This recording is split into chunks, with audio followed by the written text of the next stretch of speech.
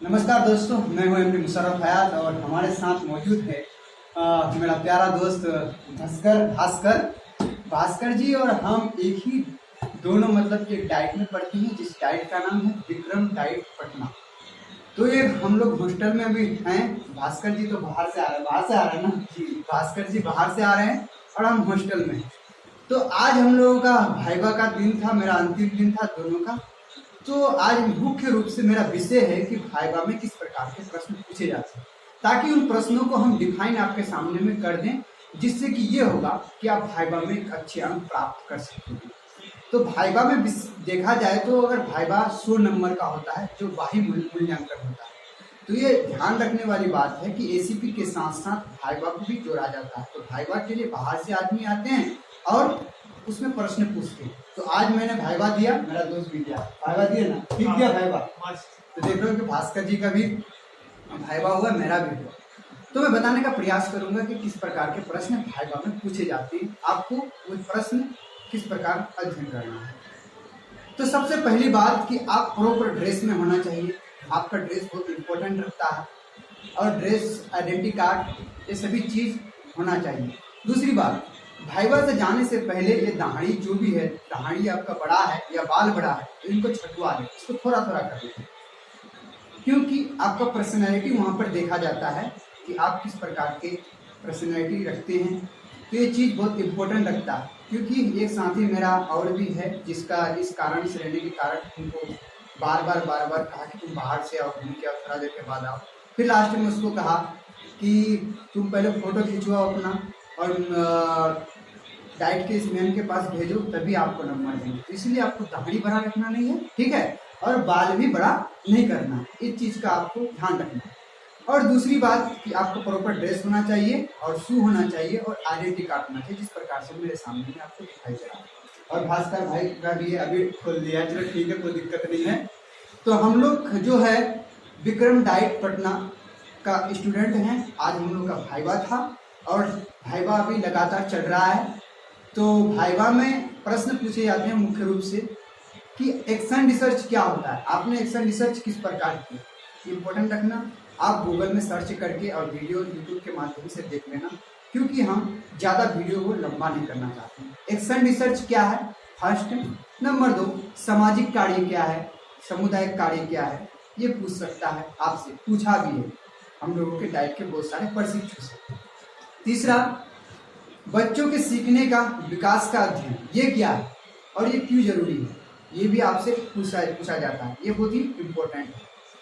और चौथा जो है बच्चों के शैक्षणिक विकास का अध्ययन, यानी शैक्षणिक यानी कि विद्यालय में शिक्षण प्रक्रिया के साथ साथ जो खेलने कूदने के कार्य होते हैं, वो चीज़ का अध्ययन आप किस तरीके से करते हैं और विद्यालय में किस प्रकार कराया है, तो ये चीज़ पूछ सकता है। एक्शन रिसर्च, विद्यालय के सीखने का, बच्चों के सीखने के विकास का अध्ययन, बच्चों के शैक्षिक विकास का अध्ययन, सामुदायिक कार्य, और सामुदायिक कार्य में एक प्रवेश उत्सव भी होता है, वो भी उसके बारे में पूछ लेता है कि प्रवेश उत्सव जो आप लिखे हैं बच्चों के नामांकन के लिए करने के लिए, इसमें आप नारा क्या दिए कि जिस प्रकार से एक नारा है कि एक भी बच्चा ना छूटे, संकल्प हमारा ना टूटे, तो इस प्रकार के स्लोगन बहुत सारा लगाया जाता है।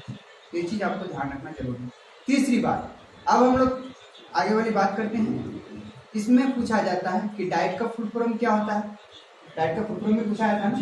फिर उसके बाद डीएलएड का फुल फॉर्म पूछा जाएगा, और डीएलएड में जो आता है diploma in elementary education, elementary का जो है स्पेलिंग भी पूछा गया है मेरे दोस्त के साथ। पूछा गया था जी, लिखवाया गया था इसको, तो ये पूछा जाता है, ठीक। ये भी ध्यान रखने वाली बात है। डाइट का फुल फॉर्म, डीएलएड का फुल फॉर्म, एसीपी का फुल फॉर्म भी आप देख लीजिएगा। और उसके बाद कि पूरा सब्जेक्ट का नाम भी आप याद कर लीजिए, क्योंकि सेकेंड ईयर में क्या क्या सब्जेक्ट होते हैं, उन सब्जेक्टों का नाम, आपके कॉलेज में कितना व्याख्याता है, उन व्याख्याता का नाम, आपका प्रिंसिपल का नाम क्या है, वो भी पूछा गया है कि आपका प्रिंसिपल का क्या नाम है। तो ये भी आपको याद कर लेना है, अच्छी तरीके से समझ लेना है। और इसके अलावा हमसे जो पूछा गया है, हम अपना अनुभव बता रहे हैं। हमने तो भूगोल का एक प्रथम चैप्टर है 7 क्लास में, उसका नाम है पृथ्वी की आंतरिक संरचना। उसके बारे में हमने TLM बना के लेके गए थे, और साथ में ACP फाइल यानी कि जो होता है एक लर्निंग प्लान का 75 लर्निंग प्लान बनाना होता है उसका, और एक सामुदायिक कार्य हो गया, शैक्षणिक विकास का कार्य हो गया, वो एक फाइल अलग बनता है, 2 फाइल होता है। उन दोनों फाइल लेके गए थे, 5 एक्स्ट्रा लर्निंग प्लान बना के लेके गए थे, और एक TLM बना के ले गए थे, मतलब टीचर लर्निंग मटेरियल।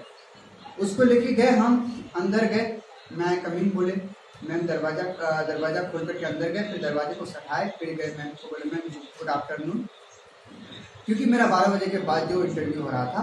तो फिर मैम देखी मेरे तरफ, बोला कि अच्छा बताओ तुम क्या पढ़ाना चाहते हो।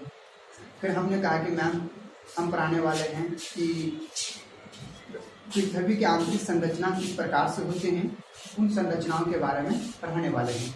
मैंने ठीक है, ये TLM क्यों बनाया हो? मैंने मैम ये TLM हम इसलिए बनाया है कि बच्चों को श्रद्धापूर्वक समझाएं। और बोला कि ठीक है पढ़ाओ। फिर मैंने कहा कि मैम इस गर्मी के शिद्दत में जिस प्रकार से नारियल का पानी सब्जी के लिए जरूरी होता है, और नारियल का पानी पी करके सब फेंक देते हैं, और नारियल का ऊपरी भाग जो कठोर होता है मैम, फिर जो सिकन भाग जो होता है मैम देखेंगे तो मुलायम होता है, और सबसे लास्ट वाला जो भाग होता है वो द्रव्य अवस्था में होता है। तो इसी प्रकार मैम पृथ्वी 3 परतों से बना होता है। तो ये 4 पेपर के माध्यम से हम समझाने जा रहे हैं, क्योंकि बहुत अच्छा ठीक है, लेकिन तुम ये TLM बनाया हो ठीक किए हो, लेकिन तुम अगर उसके जगह में नारियल लेके चलाते तुम्हारा नंबर नहीं कटता।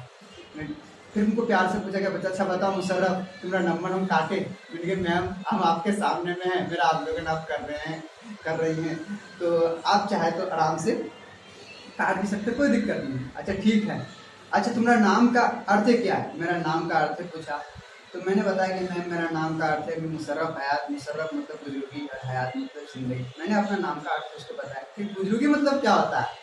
तो फिर मैं बताया कि मैम नेक आदमी जो नेक की राह में चलता है। ठीक है बहुत अच्छा, तुम शायरी करते हो? फिर पूछा तुम शायरी करते हो? सच में पूछा था हमको कि शायरी करते हो? फिर मैम कभी कार कर लेते हैं। ठीक है बहुत अच्छा, ठीक है शायरी सुनाओ। मैंने फिर शायरी सुनाया, एक मिर्जा गालिब का शायरी था। मैम फिर खुश हुई, बोले ठीक है कोई दिक्कत नहीं है, ठीक है मुशर्रफ यार तुम जाओ, कोई दिक्कत नहीं। फिर जाकर फिर हमने वहाँ पर TLM रख दिया, सिग्नेचर कर लिए, फिर हम मैम बोलते थैंक यू मैम, निकल गए। इस प्रकार से मेरा भाईवा जो आज है वो संपन्न है। मेरे लिए वो सरलता था। और एक विद्यार्थी मेरा दोस्त है जिसका नाम है शुभम कुमार, उससे पूछा गया कि बताओ कि पटना से इतना किलोमीटर दूर विक्रम में ये डाइट क्यों बनाया गया? तो उसका जवाब शुभम दिया कि इसलिए कि मैम अधिक दूरी होने के कारण बच्चे जो है पढ़ने में अच्छा रहेंगे, यानी कि फिल्म उलम और कभी नाटक देखने के लिए अक्सर बाजार में घूमते हैं बच्चे, और यहाँ दूर होने के कारण बच्चे नहीं घूम पाएंगे, और यहाँ का पर्यावरण अच्छा है जिस कारण से यहाँ डाइट का स्थापना किया है।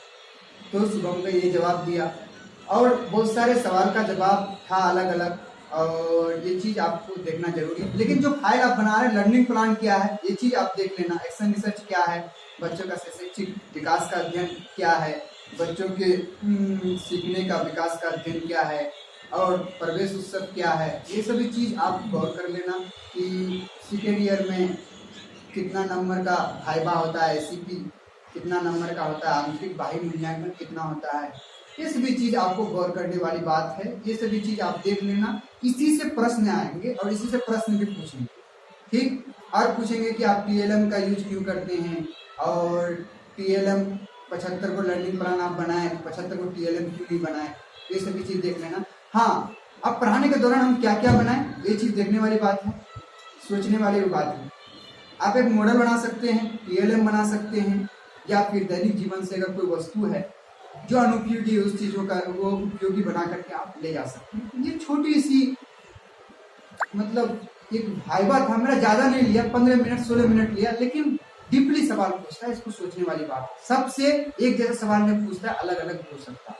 तो ये थी छोटी सी जानकारी भाइबा के बारे में। तो मैं उम्मीद करता हूँ कि इस वीडियो के माध्यम से भाइबा में आपको सहायता जरूर प्रदान होगी। आज मेरा कैमरामैन है सुधीर, और सुधीर को मैं धन्यवाद करना चाहता हूँ कि सुधीर ने मेरा वीडियो बना रहा है, और मेरे साथ में है मेरा सहयोगी दोस्त भास्कर, जो हम लोगों का साथ में आज भाइबा था। ये फर्स्ट में दिया, हम जो दिए थोड़ा लास्ट में दिए थे, मेरा लास्ट में था।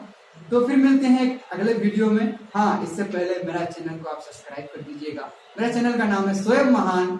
आप स्वयं महान है, अपने आप में महान है, इसलिए मैंने इस चैनल का नाम स्वयं महान रखे हैं। सब्सक्राइब कर दीजिए, बेल आइकन घंटे को भी दबा दीजिएगा, ताकि फिर हम कोई भी वीडियो में डालें आप तक आसानी से पहुंचे। तो जय हिंद, जय भारत।